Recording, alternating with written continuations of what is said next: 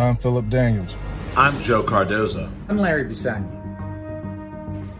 And this is The Perspective. And this is The Perspective. Welcome to The Perspective.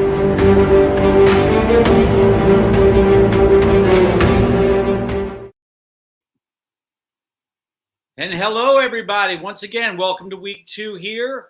This is The Perspective on Nuts and Bolts Sports. I'm Larry Bisagni, along with Joe Cardozo, Philip Daniels, of course, and our featured guest today is going to be Ivan Carter, formerly of the Washington Post. We're really looking to get into this. And Joe, if you can help me go hot here. I don't want to be the only one on screen doing all the talking here. There we go.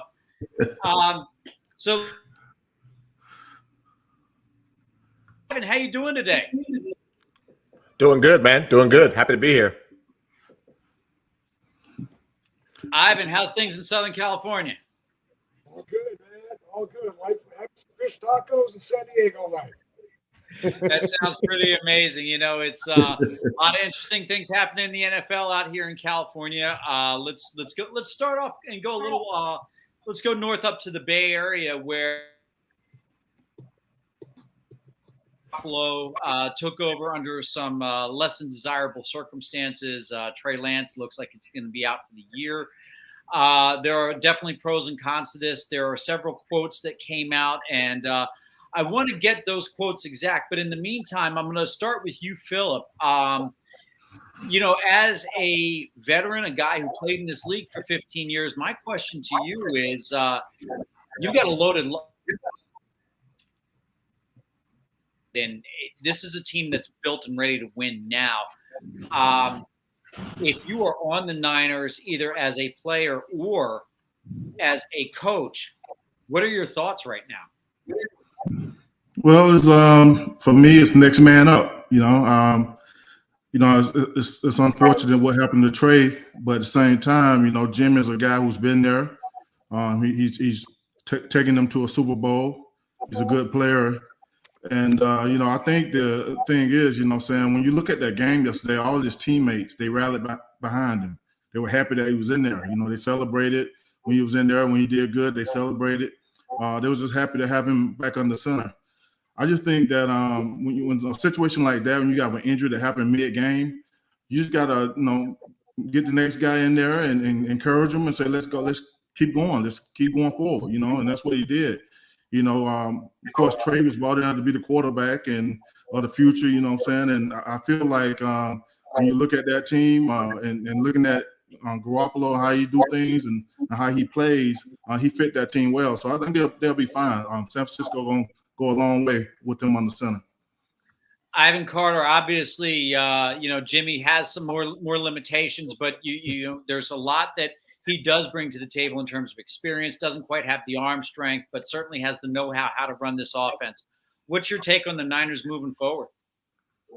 Well, look, they got lucky that they kept him because they definitely tried to trade him. They shocked him, and had a starter or two gone down in the preseason, someone would have made a bigger offer, maybe a first-round pick that they were certainly looking for. They gave up so much to go get Trey Lance. They weren't just going to get Jimmy away, and look, it worked out. Now you have him because Trey got injured. The issue with Jimmy was never that they can't win 10 or 11 games with him, or they can't even have some playoff success. The issue with Jimmy is they saw that he might not be good enough to get them over the hump we saw in the big game and miss a couple of throws in the Super Bowl. I remember a playoff game against the Vikings where the dude threw one interception, and he had two more that went off linebacker's chest, and Kyle Shanahan stopped letting him throw. He threw one more pass that playoff game. They ran the ball to death and got a playoff win. So I think their thoughts was, let's take a chance. Let's get some guy that might have that potential upside so that the payoff long term, it was a risk. But now Trey, unfortunately for him, injured, and that's kind of been, he's only played really one full season of football in the last 3 years, and that's from North Dakota State. So now you have Jimmy G to fall back on. And there's worse situations to have in the league. Look around this league. There's just not that many great quarterbacks to go around, let alone backups. And so it worked out, whether it's luck or not. It was fortunate for them that they had Jimmy still there. And by the way, props to Jimmy for the way he handled that decision, because I don't think any of us would have blamed him if he would have kicked and screamed and gone public with his dissatisfaction at getting benched for the young guy, he took a pay cut, and now he might be able to play himself into another big contract. Joe. Oh man, if I'm John Lynch and I'm Kyle Shanahan, I couldn't. I'm hugging it. We're hugging each other because, like Ivan just said, thank God we kept him. I mean, obviously, you don't want to see your new starting quarterback get injured.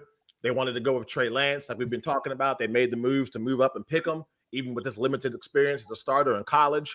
But to have a guy that took you to the Super Bowl, NFC Championship games as your backup, you can't have a better situation. I mean, obviously, like I said, unfortunate to see Trey get injured, but to have Jimmy G as your backup and to have the experience he has and that team to rally around him the way they did on Sunday already, I think it's, on one hand, obviously, you don't want to see the kid get hurt, but on the other hand, man, thank God we have this solid backup that can kind of keep us going and we can achieve our goals. Yeah, I think I'm largely going to echo a lot of what you gentlemen have already shared. It's very unfortunate what happened. I think that more than one thing can be true. I think one of the challenges, I lived in San Francisco for almost 20 years. And I think that what happens is the expectations are always set so unrealistically high with certain programs, with certain teams. I live in LA now, and I think about every time that UCLA makes a little bit of a run, everybody's looking for the next John Wooden. And I think that what happens in San Francisco is that everybody always uses Joe Montana as the measuring stick. This is a guy that got the team to the NFC Championship last year. He also got the team to the Super Bowl a couple of years ago. No, he doesn't put up 5,000 yards. He doesn't wow you with his arm or his legs. But you know what? The guy just freaking wins. And there's something to be said for that. When you're talking about the NFL, it's a league that's less about stats and more about outcomes at the end of the day on Sunday. So if anybody else has anything else they want to add to that, I mean, what do you guys think? I'll start with you, Philip. What do you think? How does this change the Niners season moving forward? Because, one of the other things that has happened overnight is, it happened Monday night, I should say, is that the odds of the Niners winning it all increased significantly in Vegas. Well, here's the thing. They drafted Trey for one reason, and he's a gunslinger. He can run. They lose a lot of that with Jimmy. But at the same time, Jimmy's been there and he's done it. I think that when you look at Jimmy on the field, he's a game manager. He's not one of those guys going to take risks or chances, or he's not a gunslinger. And so he managed the game well. He's not going to put up big stats or anything like that. So you got to get your run game going. The run game got to get going, and the defense got to play well. So that's what I think is going to happen here. Not that Jimmy can't get him there, but it does change the dynamics of how they play with Trey in there with his legs and how he can throw the ball. Ivan, I'd like to get one last thing for you. Yeah, it goes to show the risk of doing what they did, going up against Trey Lance. One of the models that we're seeing in the NFL now, because of the salary cap structure, how much money quarterbacks make when they get the big contract, is your best option is to draft a guy and win when they're in their rookie deal, because that way you can spend so much of that other money on the rest of the cap. Chiefs did that with Mahomes. The Bills got really good with Josh Allen still on his early deal. The Chargers will get to Herbert. They kind of hit gold with him in that sense. Now, they still haven't had the playoff payoff. But if you can hit that guy, it gives you 3 years to build your roster out with a lot of your cap space going to other people as opposed to your starting quarterback. The Eagles are doing that with Jalen Hurts right now. They look like after last night. If that worked out and he improved with the accuracies we saw last night, look what the other things they're able to do with the rest of their roster, going getting it very slick, filling out that offense line, trading for an A.J. Brown and paying him. So that's kind of the risk in one of the things that NFL teams are trying to do. Now, easier said than done is if you draft the wrong guy, then you're in that endless loop of starting over again. Look what the Bears have done. They probably already burned, looking at that team now, 2 years in the Fields on a rookie deal without really building a lot around him. So again, that was what they were going for there. They were just fortunate enough to have a guy like Jimmy G still in the cut. He did take the pay cut, so they still have some cap space to play with. So that championship window starts to shorten. It doesn't stay open very long in the NFL with the current salary cap. Joe, I want to give you the last word before we change gears. Your thoughts on the Niners season moving forward? Oh, if I'm the San Francisco 49ers, it's all systems go. It's if everything goes along as planned. I mean, obviously we have to make a little bit of adjustments, like Philip said. You're not going to have Garoppolo doing those QB running plays you had with Trey Lance. So your playbook changes a little bit, but I still think your goal was Super Bowl. And we all know that the window, like Ivan just said, the window doesn't stay open forever. So if I'm the San Francisco 49ers, besides changing a few plays here and there in the playbook that we can't call, we're going to have to take 10 or 15 plays and put them on the shelf. Because we don't have Trey under center, I think that you still keep on going for what you wanted to go for, which is a trip to the Super Bowl. Yeah, my thoughts are that obviously you're missing an element there, but I'm really, if we're going to be true to our name and give our honest perspectives here, I'm really at a place now where I'm going to crossroads with my thoughts around Kyle Shanahan as a head coach. There are two people in the history of the NFL that have blown fourth quarter leads in the Super Bowl. He called the offense on both of them. And then I also look no further than last time he had a running quarterback. It did not end well for Robert Griffin. And, I say that with a very heavy heart. And, we try to be as objective as we can, but, I bleed burgundy and gold, and that one really hurt. Robert had one sensational year. We're gonna switch gears here, and the Thursday night game we had the Kansas City Chiefs taking on the Los Angeles Chargers. This time, what are your thoughts on Justin Herbert, and is he the next superstar? Is he the next big time passer in the NFL? He's on the short list. Our talent is stunning. He'll make 3 or 4 goals a game that make you go, wow. And I'm talking like Dan Marino, John Elway, wow. Matt Mahomes, wow. And that team around him appears to be loaded. They hit on the left side. They got Austin Eckler running back. They're going to get Keenan Allen back at wide receiver. They didn't have him the other night. They got Mike Williams. On that defense, you've got Wilson. You've got Adler. They have Todd Samuel Jr. They have the makings of a Super Bowl team. The only issue with them is the Chargers seem to always do Chargery things to lose winnable games. We saw it at the end of the season last year. Some of the coaches' decisions going on fourth that I actually agree with, but something always seems to happen in that franchise, and it seems to bite them in the butt, and it hurts them. And so they're going to be one of those teams that's in the hunt. It's a great division they're in. Every time they play the Chiefs, we want to watch. But some of those seems to go wrong for the Chargers.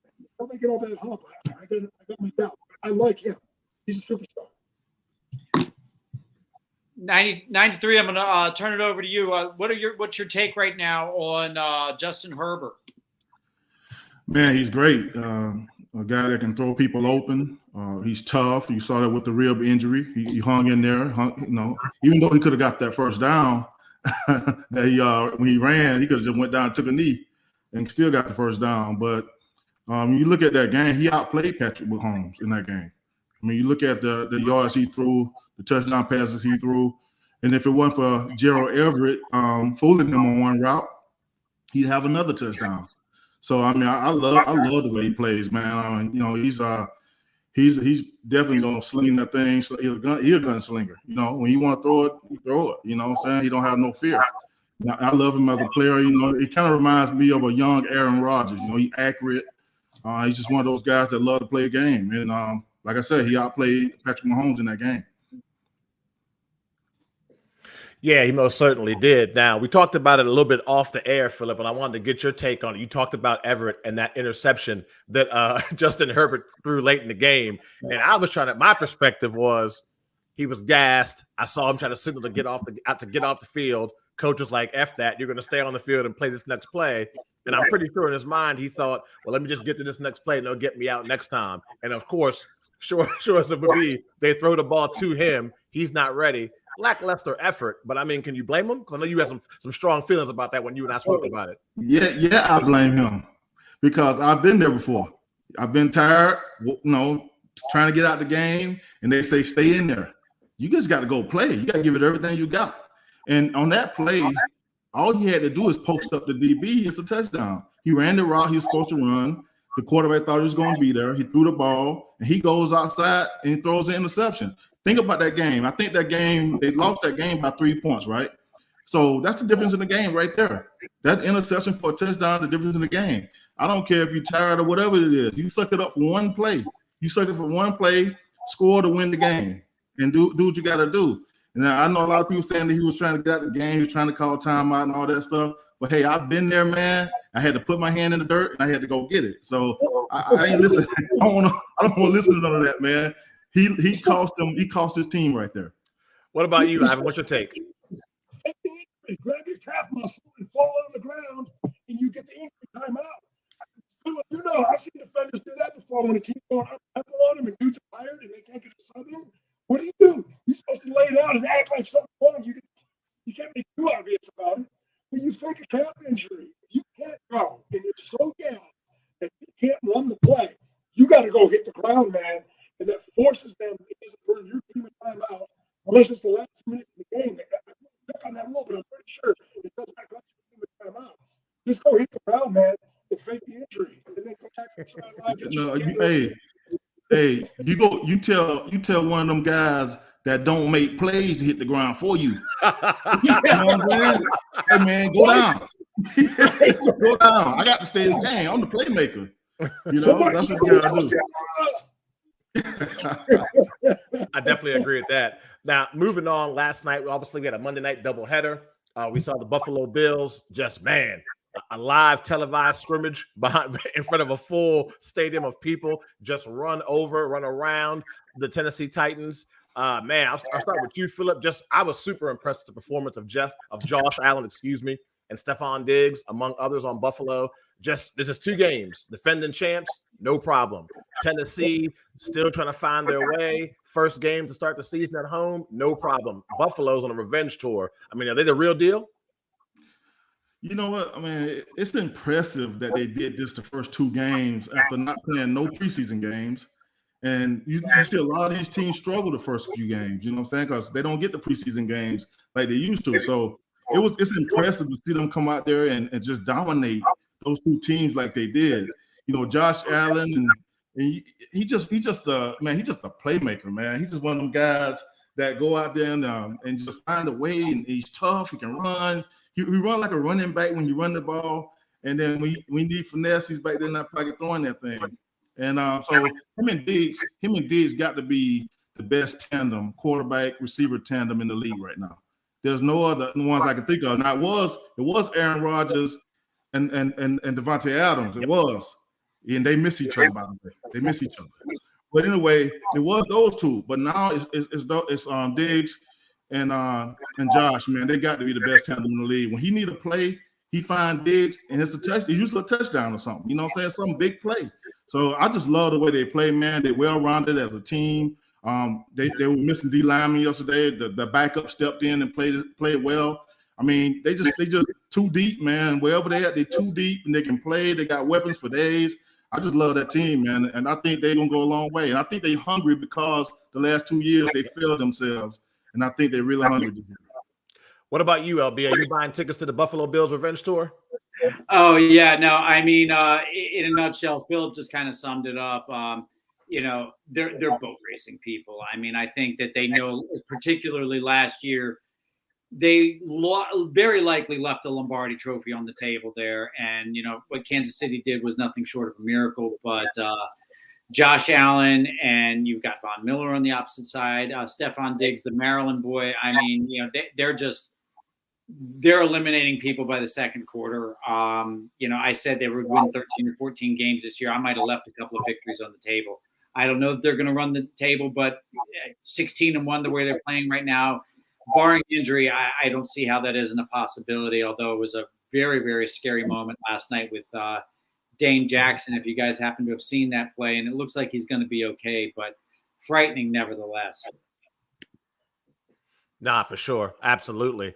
Now we have 3 teams that I don't think anybody had in this team is going to be undefeated list, and that's the New York Giants, the Philadelphia Eagles, and the Miami Dolphins.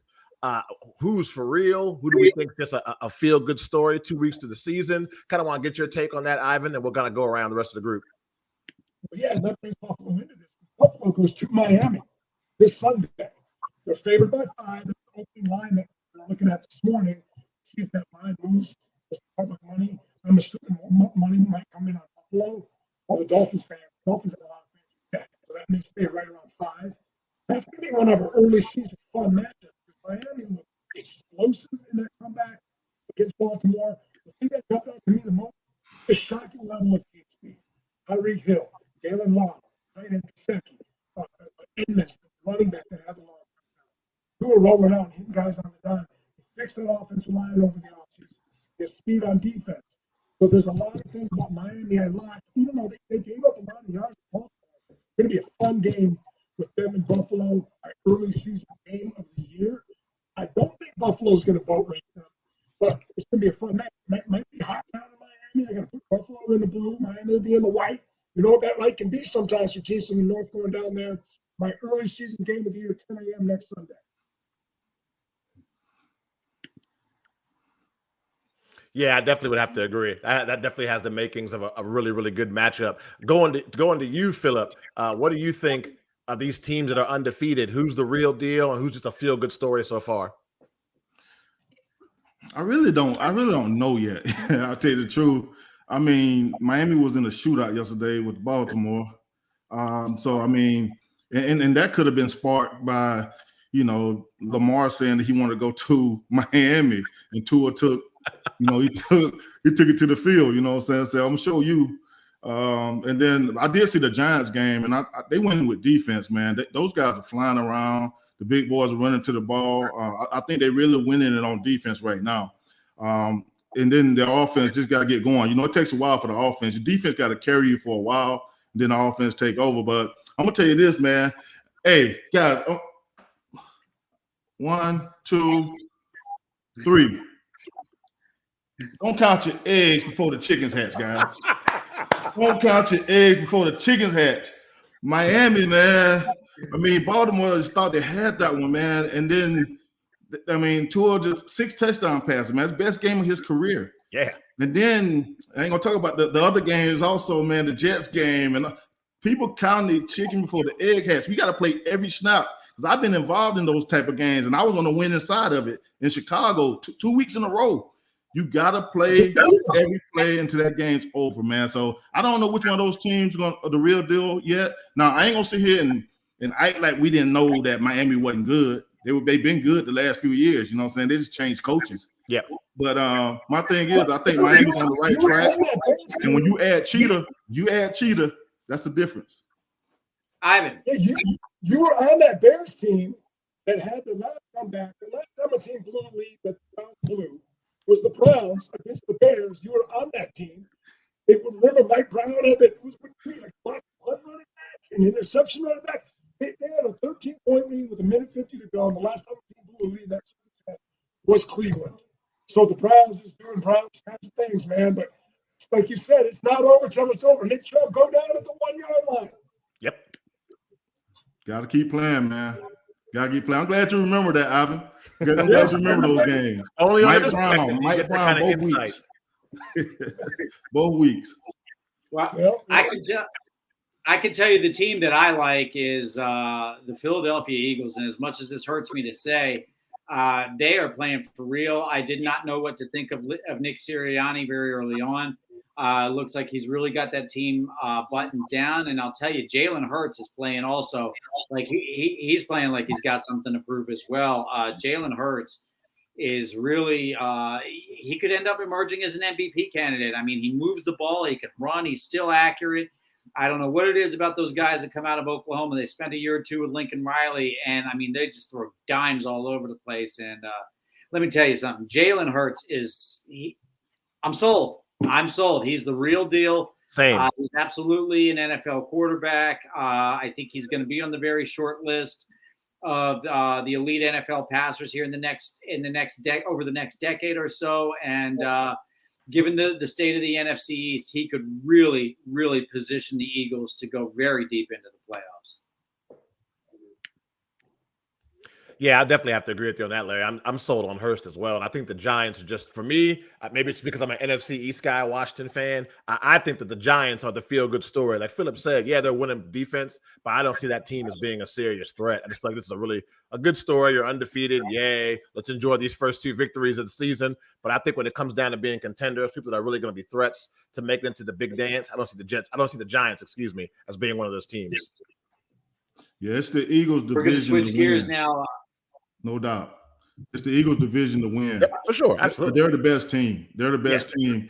And one thing I will say, the Giants always find a way to give them some fits. I mean, when I was there, they gave us fits, man. I don't know what it is about the Giants, man. I guess we just hated playing them. But at the same time, you know what I'm saying, you can't really, look past any team, you know what I'm saying? But when you look at the Eagles, they're well-rounded. You know, Howie Roseman did a good job of getting guys in there. When you add Brown to the offense, and you add another corner, and to go along with that defense, and their secondary is playing really well back there. You know what I'm saying? They're doing a lot of good things back there. So I think Philly is the team to beat in that division, but you can't sleep on the other teams. And we're gonna speaking of teams that are disappointments to say the least. The Cincinnati Bengals are defending AFC champions. I think that some of us expected a little bit of a letdown, but I don't know that any of us saw 0-2 coming. 93. I'm gonna start off with you, if I may. You're the defensive guy here, and you've certainly spent some time coaching up defenses. If you they don't have an offensive line. Tell me, what do you do? How do you fix that? And what do you see as strengths and weaknesses? Where do the Bengals need? What do the Bengals need to do in order to right this ship? Man, it's a tough situation, man. When your O-line ain't blocking well, you would say go Mike's protect, get a bunch of guys in there to block, but then you're not sending a whole lot of receivers out. So they just got to fix it. The O-line got to fix it. They got to find a way. You know, one thing about when you go to the Super Bowl, and I guess any team, either winner or loser, but the loser they always talk about the loser not making it back. But the thing is, I think guys lose their hunger. They hunger to go out there and dominate and excel. You know what I'm saying? You got to find a way to get that back, some kind of way to get that back. And they're going to have to live with the run game. You know, a lot of times guys who can't pass protect, they're real good run blockers. So they got to get that ball to Joe Mixon and say, hey, it's yours, go run it. And they're running them a lot already. But they got to just ride him and ride the backup until they get that O-line fixed, play action pass, short passes, whatever they got to do. But they got to do something because Joe is getting hit way too much. Ivan Carter. I think we're having technical difficulties with Ivan, Larry. Okay, Joe, I'm going to go ahead and turn it over to you, and hopefully we can get Ivan's take on this. I mean, you already know I'm the biggest Joe Burrow stan we have on this program, so I'm highly disappointed. But if there's a silver lining, if I was a Bengals fan, it would be, yes, we're 0-2, but look how we lost. We've been in every game. You clean up the offensive line, you make some plays here or there, you could be 2-0. And I know that the only thing that counts for being close is the horseshoes, not in the NFL. But if I'm a Bengals fan, even a member of that team, hey, yeah, we're 0-2. Yes, it sucks. People are on social media saying we're washed and we were a flash in the pan and a lot of I told you so. This team wasn't for real. But we've been in every game. They could have won the game against the Cowboys. They could have won the game against the Steelers, especially the Pittsburgh game. If there's anything to hang your hat on, look how many mistakes you had and how bad of a start you had. And you still had a chance in the end to get that W. You didn't get it, but you were still in it. So I think if I'm Cincinnati, got to clean up the offensive line, whatever you got to do. Bring some more guys off the street. I don't know. Double tight end, max protect. Joe Burrow's way too talented to be getting beat up like that every game. He's not going to make it the full season like this. Ivan Carter. Yeah. Burrow's got to get rid of the ball faster, too. He can help them out. They've given up 13 sacks. They've been hemorrhaging. There's no lie about that. But one of those Micah Parsons sacks Sunday, he beat his guy 3 different times, and Burrow had chances to get that ball out. So maybe you have to do what Steelers did last year with old Big Ben, who couldn't move very well, and just get that thing out. 3-step drops, as soon as your foot hits your back, and get him in a rhythm quicker. He's definitely been a guy, even going back to LSU, would hold the ball to let things develop to get the big play. But right now, he might have to compensate for that, getting it out faster, going more up tempo, quick hitting plays, and help that offensive line out a little bit. So it's not obviously, I'm not blaming him. He's running for his life, but he can help them out by not holding it as long. Yeah, my sentiments as well. I mean, if you can't protect Burrow, you're not going to get very far. And clearly, I'd said last year I thought they should have drafted Penei Sewell. Now, admittedly, I have to eat crow on that. Jamar Chase is sensational, but they really need the bigs up front in order to protect the moneymaker. Everybody, we're going to go to break here, and when we come back on the other side, we're going to pay a couple of bills here. We're going to dive in a little bit deeper with Ivan Carter. Ladies and gentlemen, you're listening to The Perspective here on Nuts and Bolts Sports.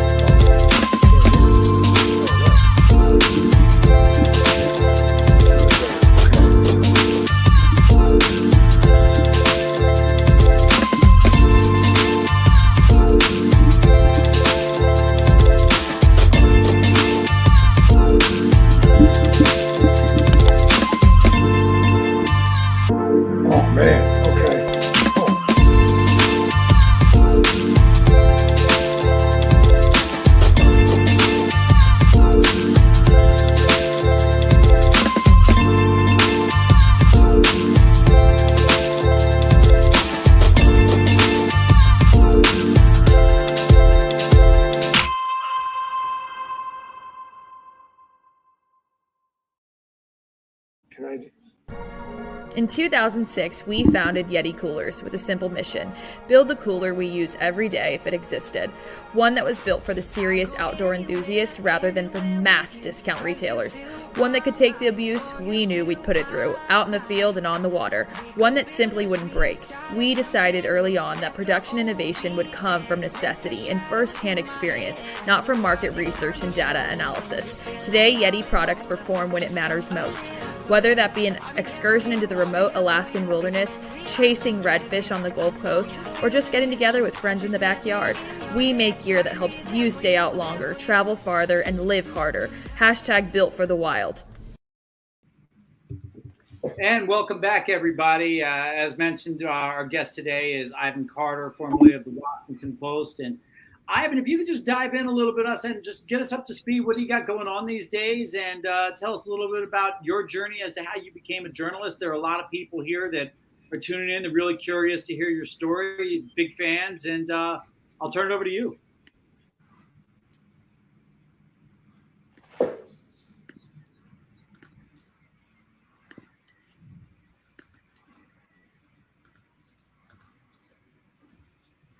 Ivan, I think we lost you again, Ivan.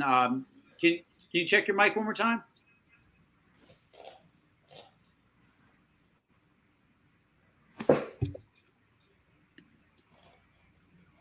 Ivan, Joe, can you hear? Or? No, I cannot either. That's fine. We can move on. We'll try to if we can get Ivan back. Okay, well, if that's the case, we could just keep right on talking NFL. And, Ivan, we're certainly curious to hear your story. But in the meantime, there are a lot of other games, obviously, that we would like to get into. I'll throw one out at everybody. Trevor Lawrence, it looks like he's going to bounce back. He had a really strong game this weekend. And, he's got an offensive coach in place. Philip Daniels, you know quite a bit about what's going on down there in Jacksonville. And certainly love to get your take on Doug Peterson and what you've seen so far out of Trevor Lawrence. I mean, Doug Peterson is just what he needed. He needed a coach that played quarterback back in the day, to play quarterback and play with a bunch of great quarterbacks, and to come in there and that's won a Super Bowl also. So you got that pedigree. So you need a guy to come in there and take control that you trust, that he can trust in, and get his confidence up. And I think that first year he just lost his confidence, and now he's getting it back. You know what I'm saying? And he put weapons around him. So they did everything they could to go out and get weapons to help him, and it's working for him. They already had a run game. They got two backs now, two beasts back there in the backfield that can run the ball. And I guess the hardest thing is to figure out who's gonna run the ball, but they both help him out. And that O-line, they added to the O-line to help him out also. So I think with Doug Peterson and the way he's coaching them down there, and he's not gonna set him up for failure. He's not gonna put him in situations where he gonna take hits and stuff like that. It's gonna be like the simplest stuff, And Doug will tell you he gonna make simple better. That's what he always preach. I'm gonna make simple better, and that's what he's doing with him down there. So I like the way he's working him game by game, giving him a little bit more every game. And down the road, as we go through these games, you're gonna see him do a lot. And I think he's gonna turn that corner, man, and he's gonna be a really good quarterback. So, what are your thoughts very quickly? Trevor Lawrence, what have you seen? What are your observations, and where do we go from here? Oh, I think that you got to be excited if you're a Jaguars fan. I mean, I like what I've seen a lot from him. This is a guy who's a top draft pick. This was generational talent when he went to Clemson. All the expectations and pressure that was on him. And then last year, I mean, I call it a spade like I like to do all the time. He didn't have a real head coach. I mean, you had Urban Meyer, who thought this was just some kind of a joke, didn't really take the position seriously. I mean, that's probably the worst start to an NFL career you could possibly have, is have a head coach who's in over his head, number one. And number two, not even taking what's going on seriously. So to get him out of there, get a brand new regime, get people that can actually make things happen when the ball gets in their hands. I mean, this is a rookie season all over again for Trevor Lawrence, in my opinion. This is his rookie year, because the way things are supposed to be organized from an organizational standpoint, they're finally happening this year for Jacksonville. And I can honestly say that I did not feel any Michigan bias there at all. I felt like what you were saying was completely sincere. Ivan, can you hear us now, or do we have you? Okay. What are your observations, your thoughts around Trevor Lawrence? It looks like he's got a real offensive coach in place now. He's turning things around. Looks very solid. Your thoughts? Well, like getting Etienne back, right? He missed all last year. I thought he was going to be a really impactful rookie last year. Lawrence probably played the best game of his career on Sunday. And here's the thing about Jacksonville. When you've been that bad this long, you should be good. You've been drafted in the top five in the first round, second round, the third round. Like, your roster should be improving right now. They got the kid from Georgia, Walker, a high pick. He made a big play against Washington week 1. So you're seeing some of that young talent start to emerge. They go play the Chargers this weekend all the way across country. A big test for him going against Herbert. Let's see how he does with that. But definitely trending the right way. They're going to be more competitive. And they, like you said, you finally have some coaching. Yeah. Ivan, we started off this block. We were trying to ask you a little bit about just catching up with us and tell us a little bit about your career. And now that we've got you back on track, let's just go there. Tell us a little bit about what you've been doing, and I know that you were interested in going out. You were going to go out to the fight this past weekend. Just bring us up to speed on what's going on in the days and life of Ivan Carter. Yeah, covering sports out here in Southern California. I write about a little bit about everything. The last couple of weeks, I've written about a pro surfer, a triathlete, boxing. Canelo Alvarez trains out here in San Diego. UFC is big here. I've done stories on 7-on-7 football, young high school kids coming up. So I do sports writing. I do some refereeing, both football and basketball. I do a little bit of coaching, football and basketball, and also I'm kind of a tennis junkie. So I play tennis about 5-6 days a week. Just living that Cali lifestyle, man. I've gotten up on a surfboard. It's not pretty. I surf like a dude who grew up in Minnesota. But it's fun. It's fun. Well, and of course, I would be remiss if I didn't bring Philip into the fold here. Ivan, I know you and Philip are both big college football guys. Looks like USC's got something going, but my goodness, Philip Daniels, your dogs are just they're beating the bejesus. Oh yeah, humble, sir. Subtle. Yeah, I think I want a rematch. Michigan wants a rematch. 10 points this season. So, what do you gentlemen see this year? We're a couple of weeks in now, and SC looks like they're for real. Miami looks like they're going to be formidable down the road, but clearly the king of the hill are the Georgia Bulldogs. Philip, what are you seeing out there? Oh, my dog's just dominant. I mean, we thought they were going to fall off. When you put that many guys in the NFL, you would think that they would take a step back. But Kirby Smart's done such a good job recruiting over the years that they got guys lined up behind these guys that's waiting to get on the field.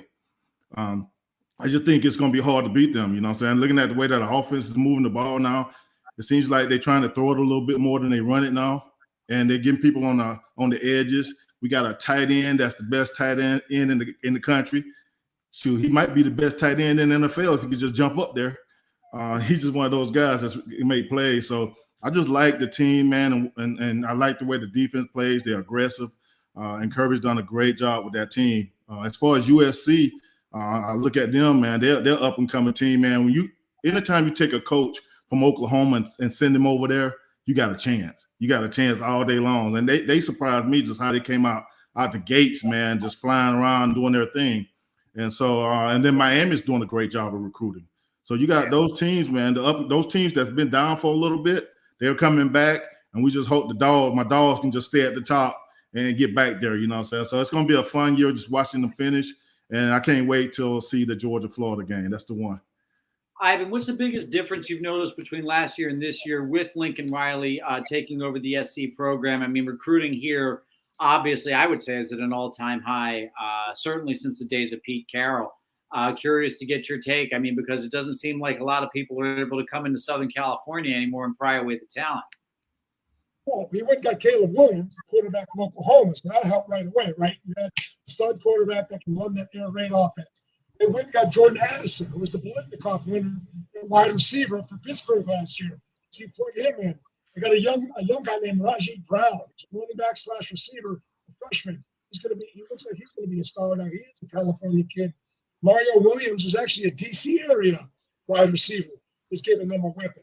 So initially, he just brought in a way the kids, some transfers, but then blended in some of the locals, and they're lighting you up. So they have like 150 points through the first 3 games. The last time USC did that, guys, Matt Leinart and Reggie Bush were there. And Pete Carroll won a national championship. So that's what they are doing. And then when you talk about the recruiting, it's California, it's USC. They're going to get the best of the best if they get it rolling again, because it's the tradition. They're on TV. They have the uniforms. They're going to have the Big Ten money rolling in 2 years. A huge upgrade in terms of what that's going to be able to do for them in terms of just not that they needed the money, but it's only going to up their profile even more. So I could see him really locking down a powerhouse out here for a long time. And it always starts with getting that quarterback. He went and got Caleb Williams from Oklahoma. It made sense. He's got the receivers. This particular season, as it ends up, the really thing you want to pay attention to, I think they could run the table. It's going to be at Utah. It's a pretty good team, tough place to play. But boy, they line up well, man. And keep an eye on them even this year to make a run to get in that Final Four. A little too early to project too much, but the Trojans will be rolling again, man. Hey, and Joe, I would be remiss if I didn't swing around to you. I know that you're all about Ann Arbor, but I also know that you keep your finger on the pulse of many other institutions and just college football as a whole. Again, we're only in September. What are your observations? Yeah, I mean, with Michigan, I'm holding off. We got to play somebody first. When you're blowing out Hawaii, we're beating the teams we're supposed to be beating. When you're beating the brakes off Hawaii, I can't really be cheering about that. I mean, like I've told you guys a couple of shows before, I'm no dummy when it comes to college football. The lowest team in the SEC can probably still wax some of the top teams in other leagues. So I definitely think that when it comes to the Georgias, the Alabamas, even the Tennessees and Kentuckys, a little bit higher echelon. So Michigan, I got to see them play somebody. I'm with Ivan. I'm really liking what I see with USC. I mean, I remember the Keyshawn Johnson days. I remember the Jordan Palmer days when Carson Palmer was quarterback for USC, and they would just roll guys to NFL. Palomalu. To see them get back to that kind of level would be good. It's good for college football. I think for Utah, their big game was that Florida game. It was a chance for them to kind of show the nation that they were the real deal. They should be treated as such. So I think they get a second opportunity to do that when they play against USC, assuming that USC comes to that game undefeated. So I think there's a lot of things going on in college football that are excited to watch, man. It's definitely been an exciting season so far. When we saw that Hail Mary last week with App State, that was awesome. College football is the best, man. Yeah, absolutely. I mean, it's a real privilege to watch not only these people, these young players develop, but one of the other things I think is really critical is, now Philip, please, don't come after me when I say this, but one of the things that I think we've seen is that the game has become so regional here in the last 10 years or so, and I do think that college football as a whole is better. A team that is doing well outside of just the SEC. When you've got Miami bubbling up, when you've got USC, and there's something to be said for dominating in a major city. When you have a program that's tearing it up in Miami, in LA, when Notre Dame has that thing rolling, I mean, there's a lot of excitement that I think kind of spreads out, and it becomes less insular, less regional, and it's always great to see an SEC powerhouse for sure, whether it is Georgia or Alabama in the national championship game, but taking on a team like USC or Notre Dame where you have interest outside of just the southeastern region. So looks like we're up against it as well. Anybody else want to add anything, or we want to pay some bills right now?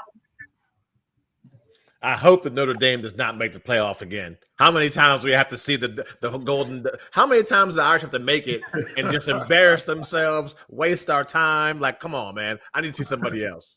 They earned it. They earned it, though, man. It ain't their fault.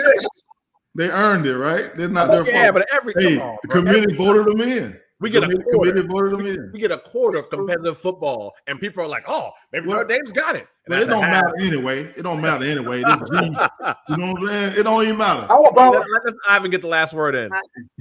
How about the 3-0 Kansas Jayhawks, though? I can't believe I'm saying this, but they have a sophomore quarterback, young dude who can run, who can throw, named Jalen Daniels. You'll like that, Philip. I don't think he's related, but who knows? Dude, the guy can play. They're 3-0, and 3-0 Kansas plays 3-0 Duke in football this week.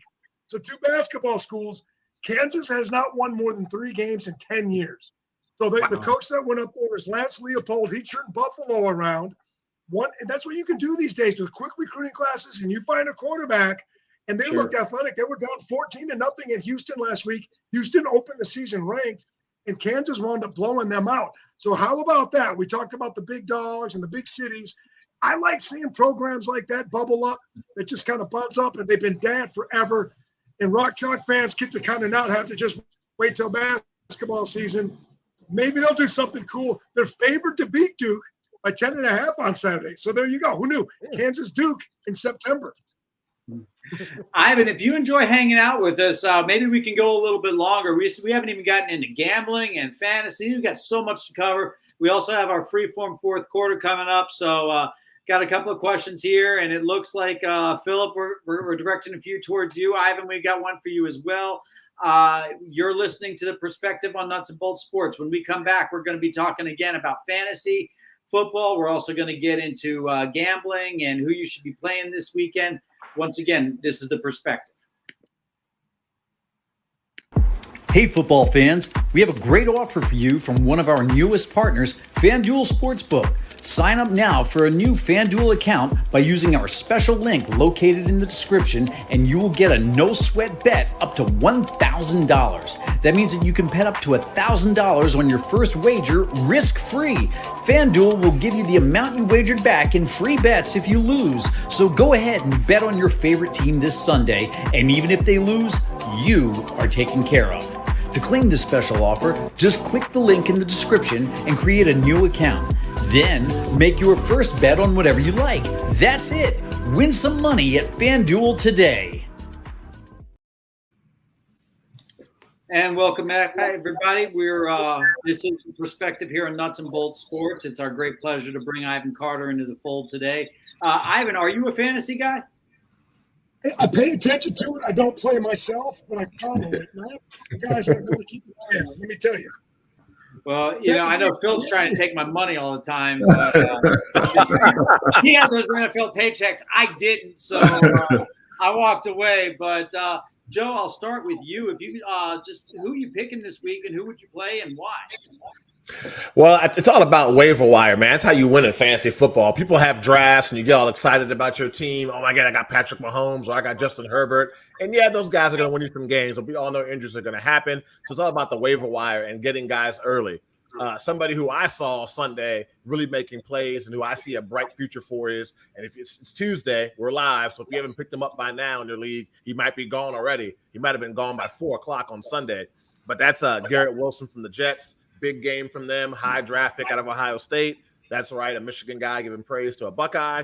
But that's somebody who I think I would sneak up and grab if he's still available. If you're talking about tight ends, I like what I saw from Hayden Hurst with the Bengals and that loss to Dallas. Starting to get a little bit more targets, and Joe Burrow starting to find him. So that's what I'll be looking for in the tight end position. If I'm looking for receivers, another one I would stash away. He's not back yet, but when he comes back, he's going to get a lot of targets. That's Michael Gallup whenever he comes back with Dallas.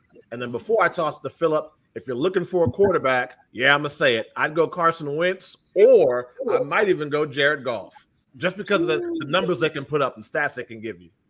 Okay. 93. Okay. Well, again, this week, all three of my teams won. So I'm 2-0 in all my leagues.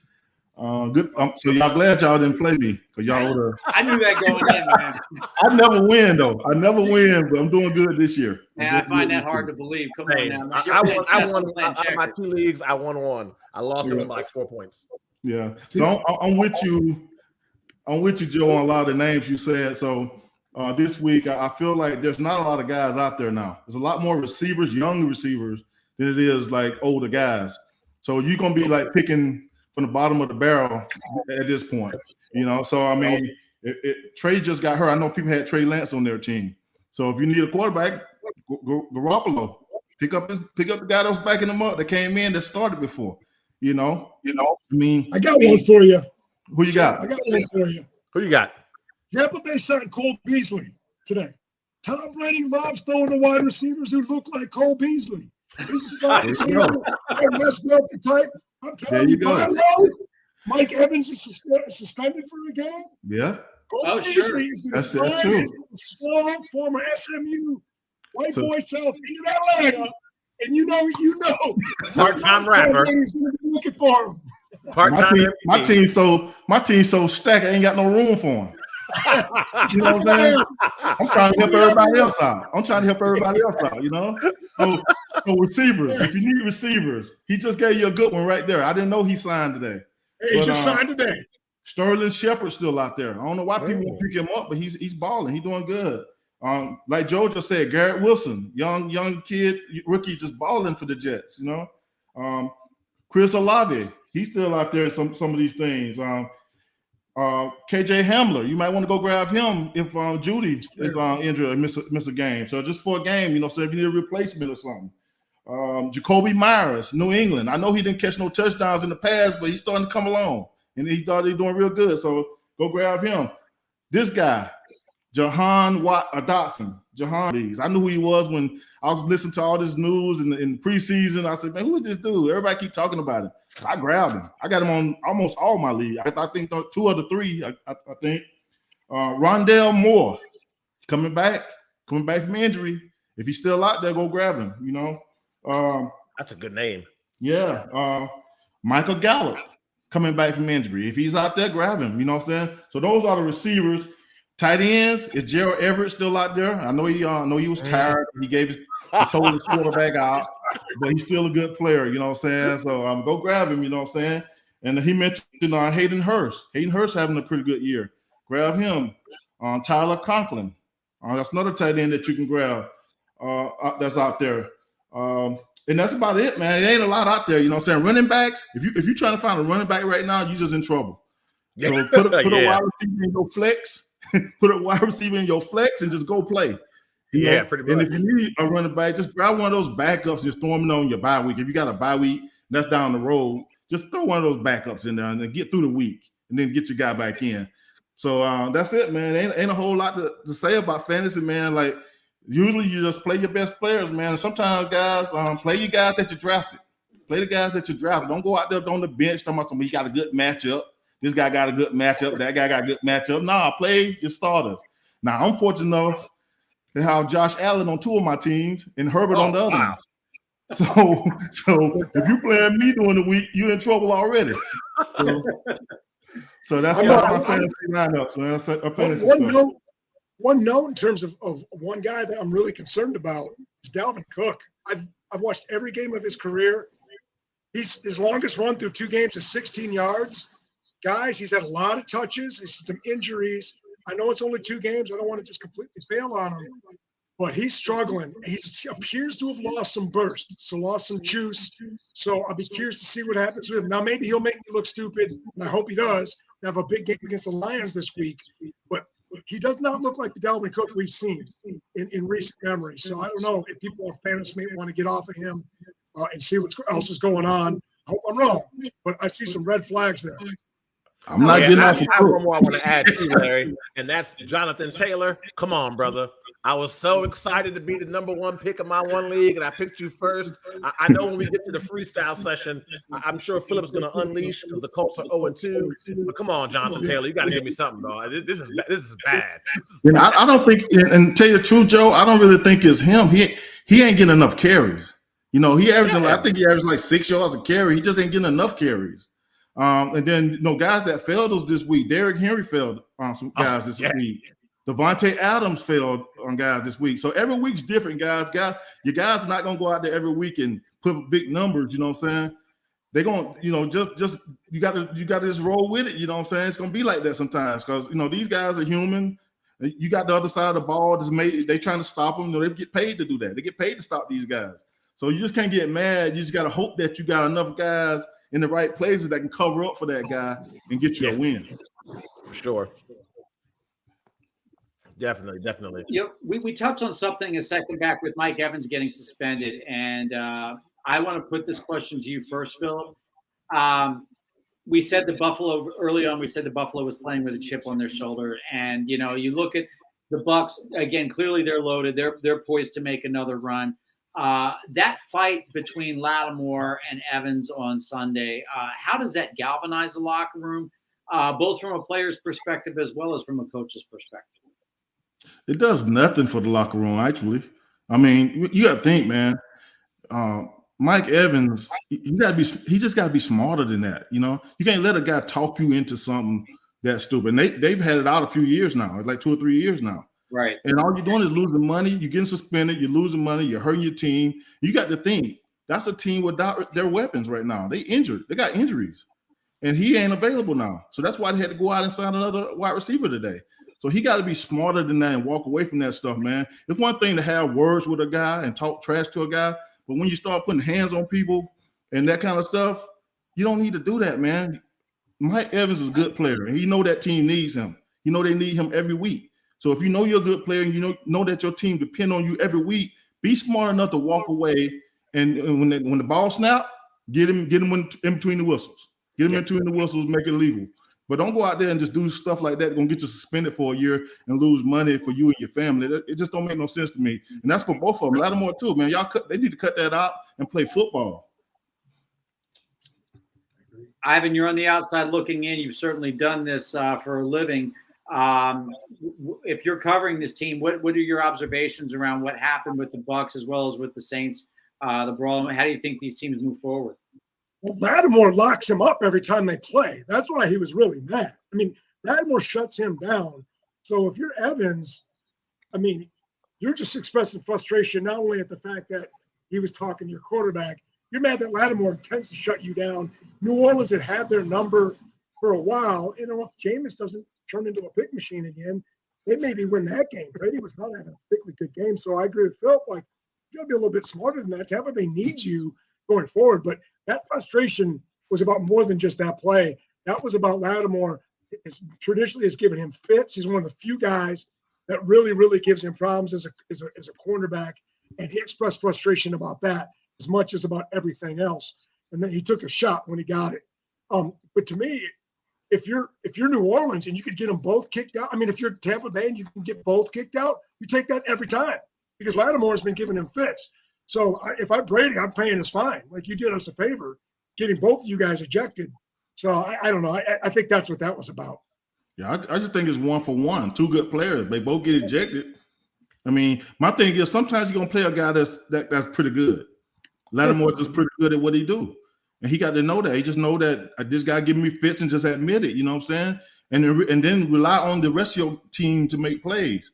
You know, you got a great running back. You got other receivers that step on. You got young guys out there playing. They need your leadership on that field. So sometimes you're gonna meet guys that's gonna get the best of you. You just gotta take your lumps and keep it moving.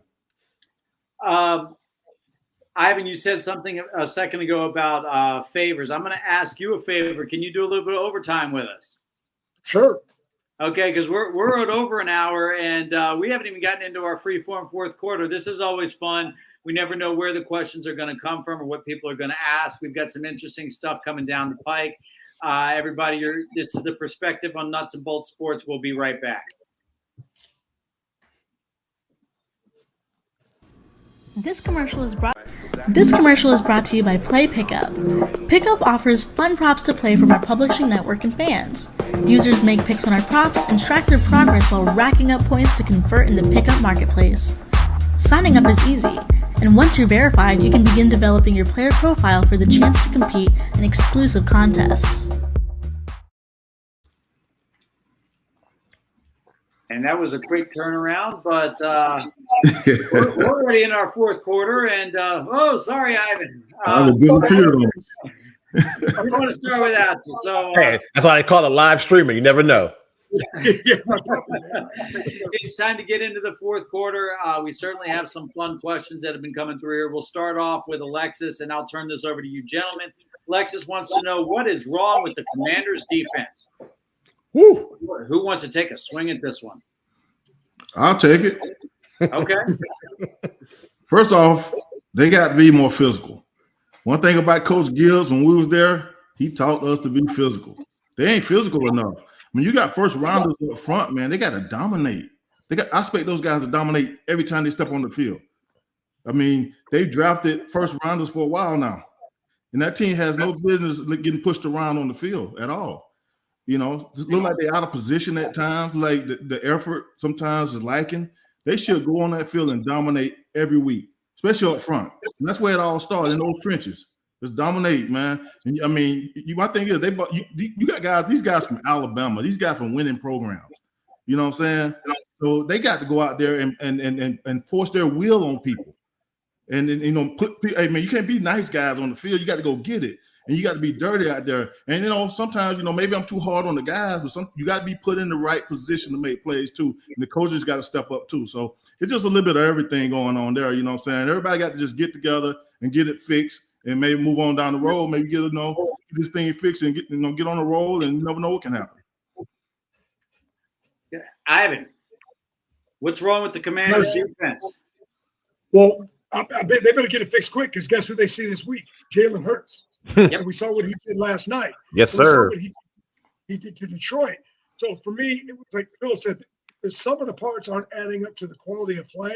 I don't know if the scheme is too complicated, but at times they're not lined up right. The run fits don't look great. You got a play where DeAndre Swift caught a ball on a screen in the flat, fell down, was on the ground, got up, cut across the field. You see that in junior high football. That was embarrassing. Great. Granted, look, Swift is a really fast guy. He's a stud. He's Georgia guy. But you can't let people do that to you.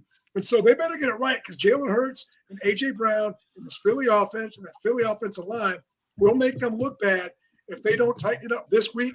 I look for them to simplify whatever they're doing. Now, I'm be curious what they do in terms of how much zone they play, because Jalen showed last night that if you just stay in the zone umbrella like the Vikings did, he will pick you apart, and he has the receivers to hurt you.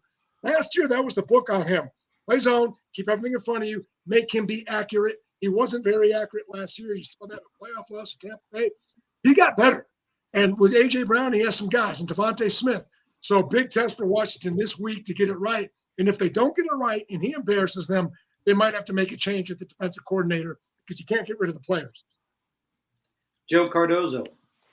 Jack Del Rio's got to go. I've been saying it this is my third season saying it. I gave him a season. I just don't, like Philip said, I look at the names of who's on the defense for the Washington Commanders, and being a guy that eats, sleeps, and drinks college football, I know where these guys went to school, And yes, I know the pros are different than the NFL, but when you go to a school that it's expected every Saturday, you go out there and dominate. If you don't, not only do you have to answer to your coaches, but there's alumni who have Pro Bowls and the rings that want answers as well.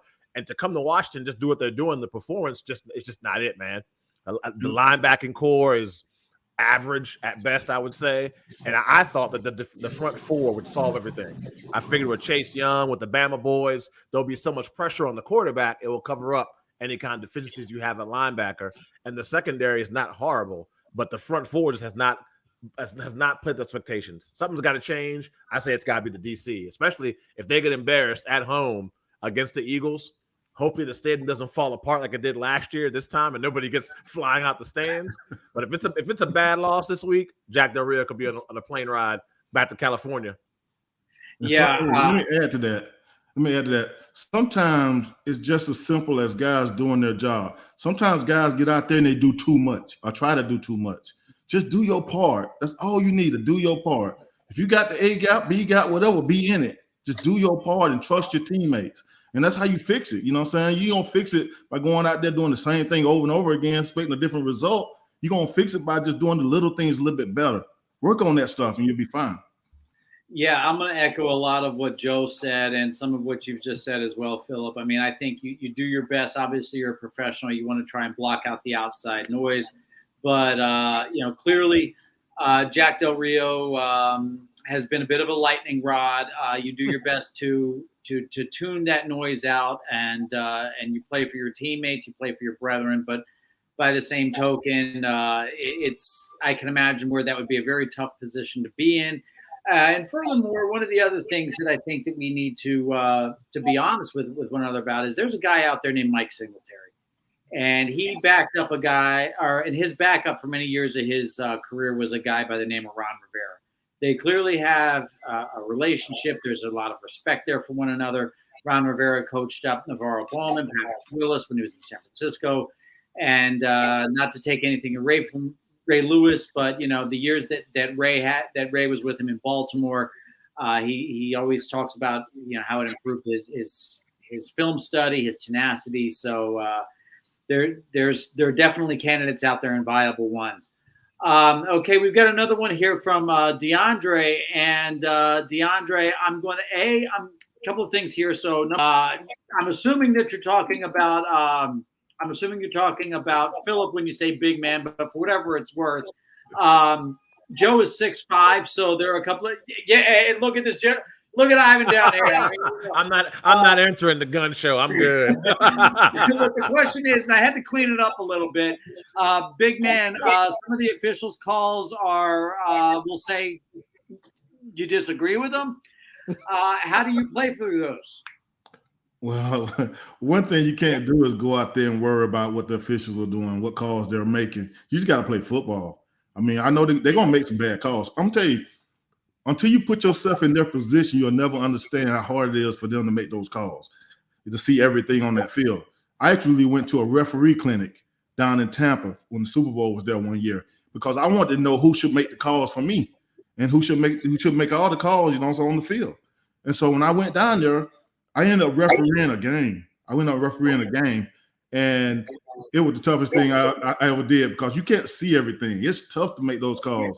So I kind of sympathize with them a little bit. But as a player, you got to block that out and play football. You can't let that slow you down worrying about what they're doing because you're not going to change their call.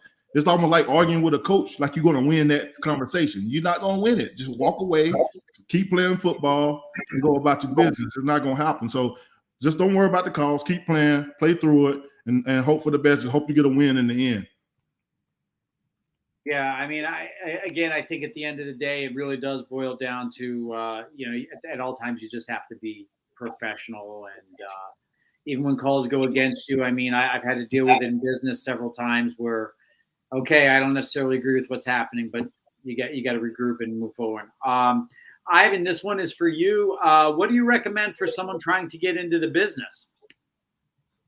Oh, well, I mean, in this day and age, it's different than when I started. When I started, it was get with the newspaper and then work your way up. I was covering high school sports, and then I think I was one of the youngest beat reporters in the country covering the NFL for the Kansas City Star.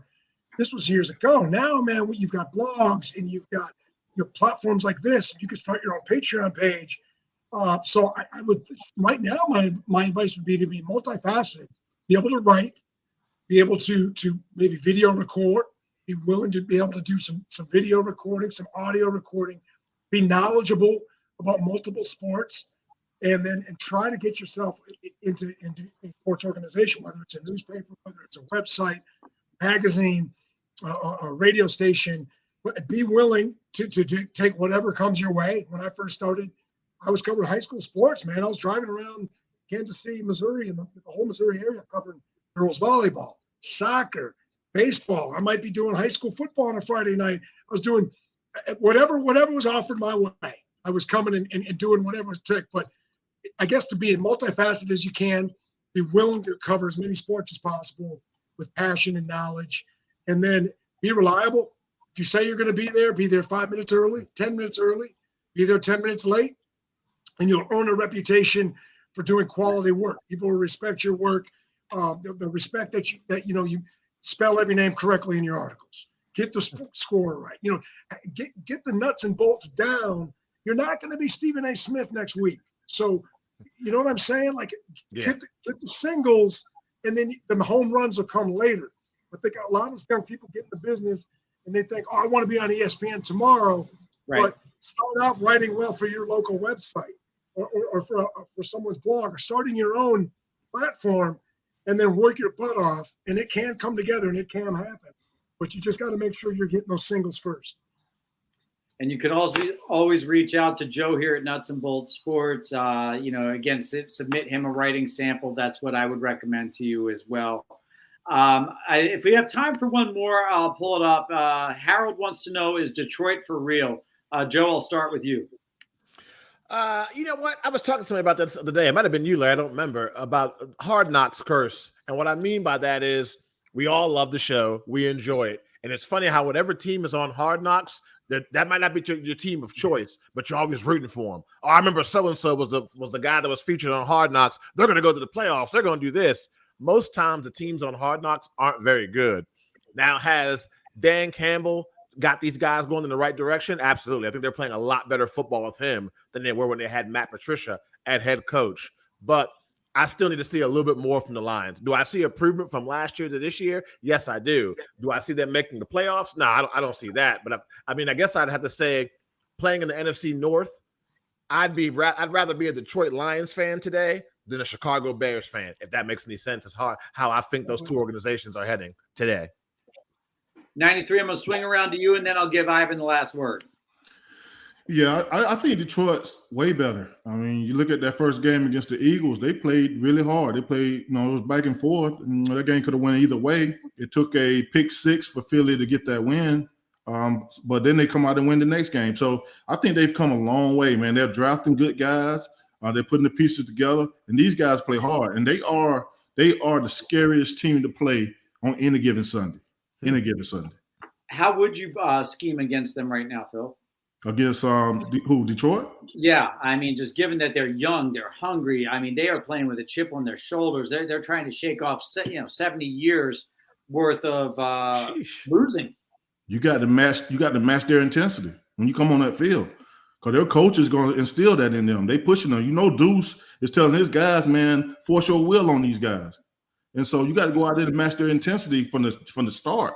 And if you do that, you're going to be okay. But if you go out there, you think you're just going to push them, they're the same old Detroit Lions that you're going to push around, that ain't going to happen. They're a better team. They got draft picks. They got some good players up there. And if you go out there and underestimate them, you're going to come out of there with an L. Ivan Carter. Yeah, a couple things stand out about what Dan Campbell's done. Number one, I really respect how egoless he was in hiring Deuce Staley as his offensive coordinator and Eric Glenn as his defensive coordinator. These are two former players who were very, very good, paid their dues as assistants. He could have not gone that route because they could potentially be his replacement, let alone the fact that we know how hard it is for many African Americans to get that opportunity into coordinating. Not being a position coach, coordinating a position. So I really respect him for doing that. That showed to me he cares more about winning than making himself look good. Number two, I count at least 4 Pro Bowlers, legitimate first-team Pro Bowlers. Aiden Hutchinson, the rookie, with 2 sacks the other day. Amon-Ra St. Brown, the wide receiver. He might be one of the best wide receivers in the league. Penei Sewell, the left tackle, you mentioned Cincinnati did not draft. He looks like they've got that position locked down. That's one of the better offensive lines in the league. DeAndre Swift, the running back. Now, then that brings it back to Jared Goff. Can you get the most out of Jared Goff? Can you minimize what he doesn't do well? He's sort of like the guy he's going to see on Sunday, Kirk Cousins. So those guys are kind of similar. I put Derek Carr kind of in that mix, Tannehill kind of in that mix. They're not great, but they're good enough if the stuff around them is good. So interesting game for Detroit against at Minnesota on Sunday. If they win that game, I might really start to turn around. Right now, they feel like an 8 or 9 win team. Yeah. But a team like that with that kind of coaching could get hot, and that kind of talent could be a real problem. You know, I'm going through these questions here. Interesting. We're speaking about Deuce Staley. If you guys want to do one more, we'll do one more real quick. This is from Jonathan. He wants to know, are Ken Dorsey and Byron Leftwich the next guys up? I'll start with you, Ivan. Yeah, possibly. They're going to be on the short list. I think Leftwich already, with the Tampa Bay experience he's had, he's got Bruce Arians pushing him. Tom Brady speaking well about him. We've seen Ken Dorsey now has kind of been in that pipeline, kind of been getting brought up. We knew he was a great college quarterback. If his play calling stays the way it is, people are looking for that hot offensive mind. They're looking for the offensive coordinator. Minnesota hired Kevin O'Connell last year. Still wonder about Eric Bieniemy. I don't quite know what's happened there, and we could see what happens with Deuce Staley out of Detroit if they have a hot year. But they're all going to be on that short list for if anyone gets fired going into next year. And every year, about 4 or 5 dudes get fired. People are looking for a head coach, and they're generally looking for the offensive guy. Nowadays, yeah. Absolutely. Joe?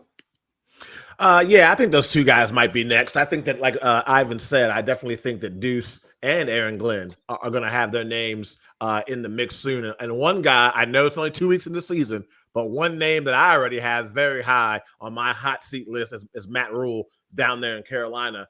I just wonder, after all the money that that gentleman paid to buy that team, and he's the same owner that, if memory serves me correctly, they have a soccer team in Charlotte, and it might have been 3 games into the season. He was like, nope, this ain't the guy. And he fired him after 3 games into the season. So if Matt Rule doesn't get things together in Carolina, you could see a change already. Yeah, I don't see Matt Rule going much. He, as far as I'm concerned, at this point, he's basically going to have to win the division. And with what Todd Bowles is doing down in Tampa, I just don't know how that's going to be possible. I expect that if Matt Rule were smart, he'd reach out to a good real estate agent there in the greater Charlotte area. But I'm going to turn it over to Philip, and I'll let you close this one out. I think those guys pretty much summed it up. All I'm going to say, guys, is like, if any of those guys get a job, call me. Right here. Just call me. Give me a shot. Absolutely. Well, gentlemen, great show again. Ivan, can't thank you enough for hopping on with us this week. We'll definitely have you again down the road. Absolutely. Yeah, Ivan, it was great. Enjoyed chopping it up with you guys as always. And Philip, Joe, Ivan, on behalf of all of them, this is Larry Pisani. And again, I want to thank everybody for tuning in today. We'll catch you guys next week. Thanks for listening to The Perspective.